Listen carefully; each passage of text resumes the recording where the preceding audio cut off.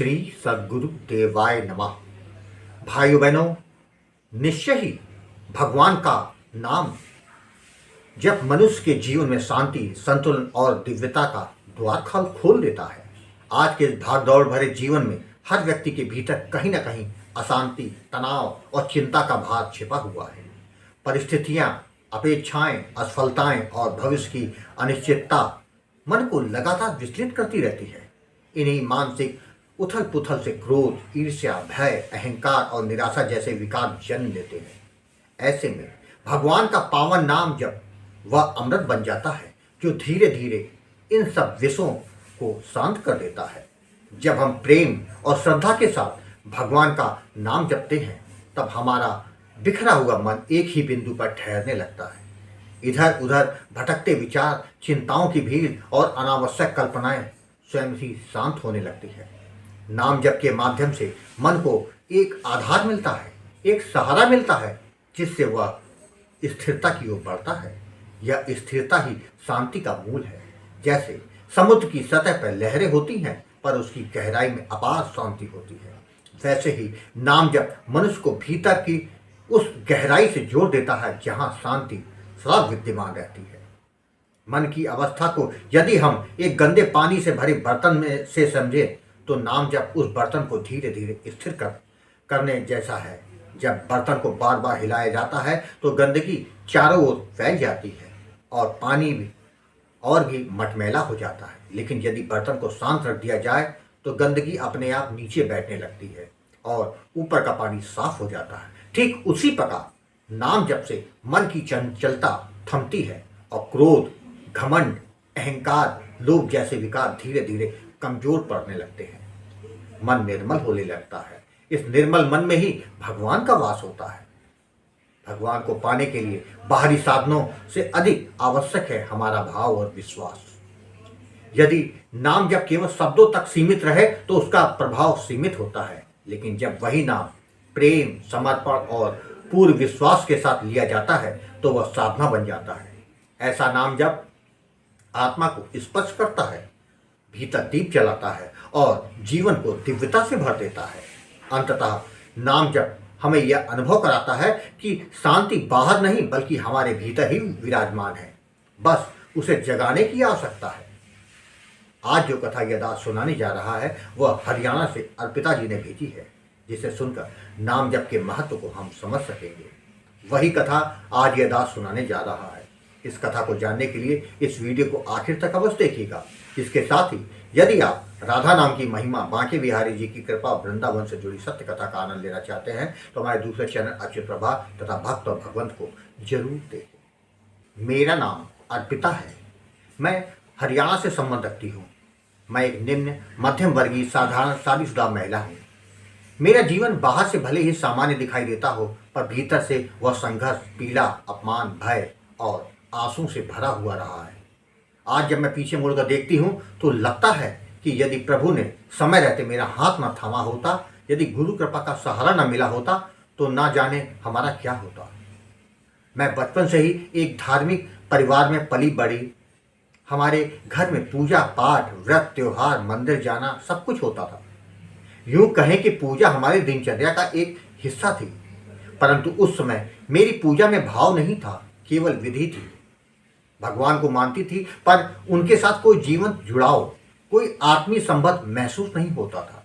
जैसे बाकी घर के काम होते हैं वैसे ही पूजा भी एक काम था। कर लिया, आगे बढ़ गए। शादी के बाद मेरा जीवन पूरी तरह बदल गया। ससुराल का वातावरण बिल्कुल अलग था। वहाँ पूजा पाठ, मंदिर, भगवान, इन सब बातों को समय की बर्बादी माना जाता था। मेरी सास का साफ कहना था, आधा घंटा पूजा करने से अच्छा है उतने समय घर का कोई काम निपटा लिया जाए।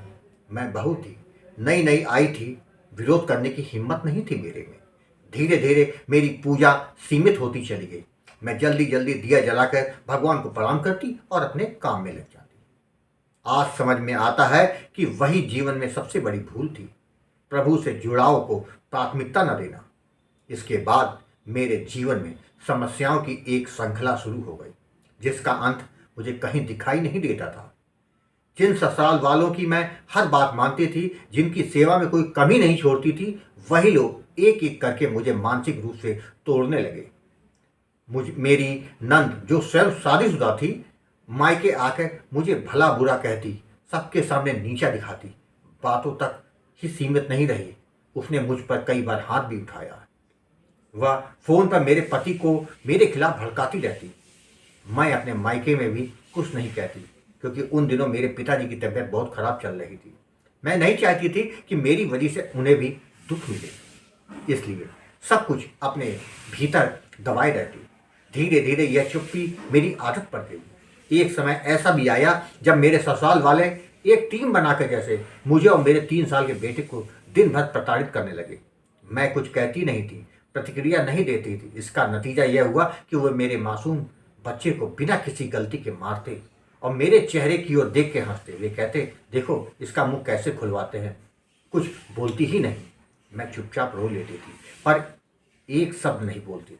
मुझे डर था अगर मैंने कुछ कहा तो वे मेरे पति को और भड़काएंगे। कई बार मेरे ससुर मुझे मारने भी दौड़े। शुरू में मेरे पति बीच बचाव करते थे, पर बाद में हालात और बिगड़ गए। मेरे पति भी मुझ पर और मेरे बच्चे पर हाथ उठाने लगे। अब यह सब मेरे लिए असहनीय हो गया था। मैं केवल अपने बच्चे की वजह से जी रही थी, पर जब उसी मासूम पर जुल्म होता देखती तो मेरा सब्र टूट जाता। मैं रो रो कर भगवान से कहती, प्रभु आपने मुझे यह बेटा दिया ही क्यों? अगर इससे भी ऐसे ही कष्ट सहने हैं तो मुझे यहाँ क्यों रखा है? मैं ये बताना चाहती हूँ कि मेरे बच्चे के जन्म से पहले मेरा 2 बार गर्भपात हो चुका था। एक ऑपरेशन के बाद यह संतान मुझे प्राप्त हुई थी। बच्चा ना होने के कारण मेरी सास मुझे पहले भी बहुत ताने देती थी, परेशान करती थी। इसलिए यह बेटा मेरे लिए केवल संतान नहीं, मेरी सांसों का आधार था। मैं घुट घुट कर जी रही थी। हर दिन हर रात आंसुओं में बीतते थे। कई बार मैंने भगवान से कहा, या तो आकर मेरा जीवन संभाल लो या फिर मुझे अपने पास बुला लो। फिर एक दिन जब दुख असहनीय हो गया, मैं अपनी एक पक्की सहेली के पास गई और फूट फूट कर रो पड़ी। वह मेरे जीवन की बहुत सी बातें पहले से जानती थी। उसने मुझे हिम्मत दी और कहा, अभी भी सब खत्म नहीं हुआ। उसने मुझे गुरुजी आपका नंबर दिया और राम नाम के प्रताप वाले वीडियो शेयर किए। उसने स्वयं 4-5 माह पहले ही आपसे नाम दान लिया था। उसने कहा, तुम गुरुजी से बात करो, गुरुजी सबकी समस्या का समाधान करते हैं, तुम्हारी भी अवश्य करेंगे। उसके कहने पर मैंने बहुत झिझकते हुए गुरुजी आपको फोन किया। वह दिन था 18 अक्टूबर 2024।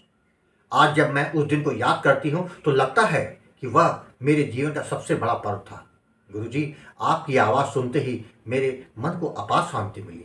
ऐसा लगा जैसे वर्षों से भटकी हुई आत्मा को सहारा मिल गया हो।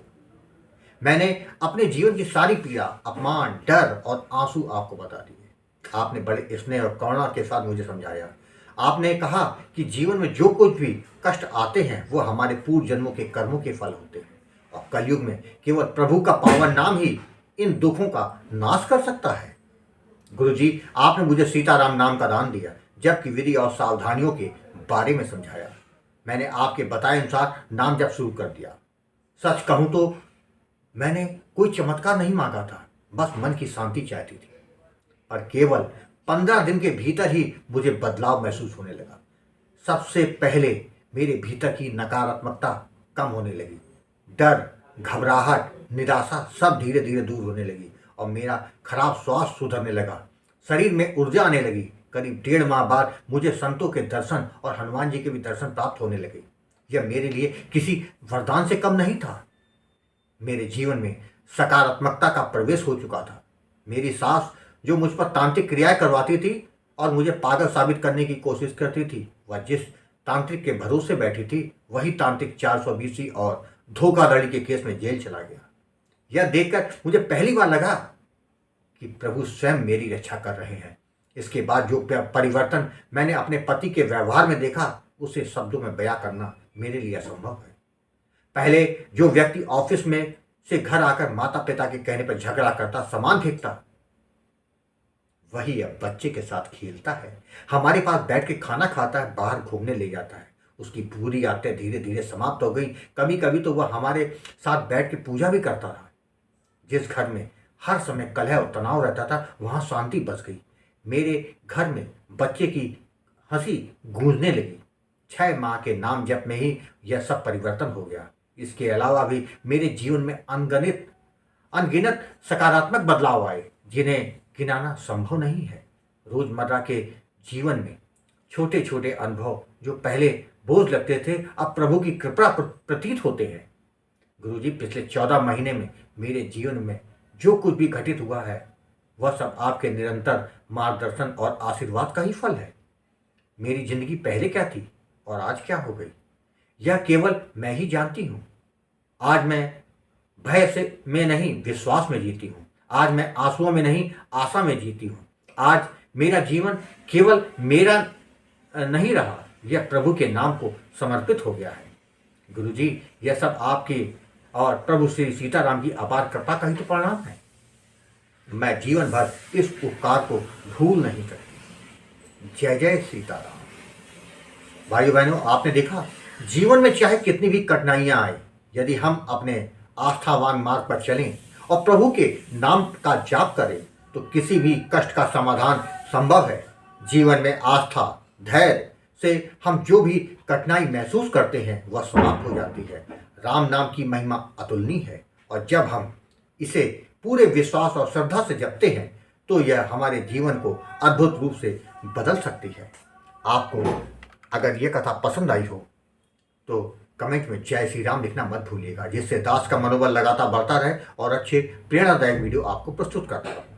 आपसे निवेदन है, यदि आपके पास भी राम नाम का अनुभव हो तो उसको मेरे ईमेल पर भेज सकते हैं, जिस पर वीडियो बनाकर अपने चैनल में अवश्य प्रस्तुत करूंगा। ईमेल का पता, व्हाट्सएप नंबर डिस्प्ले और वीडियो के डिस्क्रिप्शन में दिए हुए।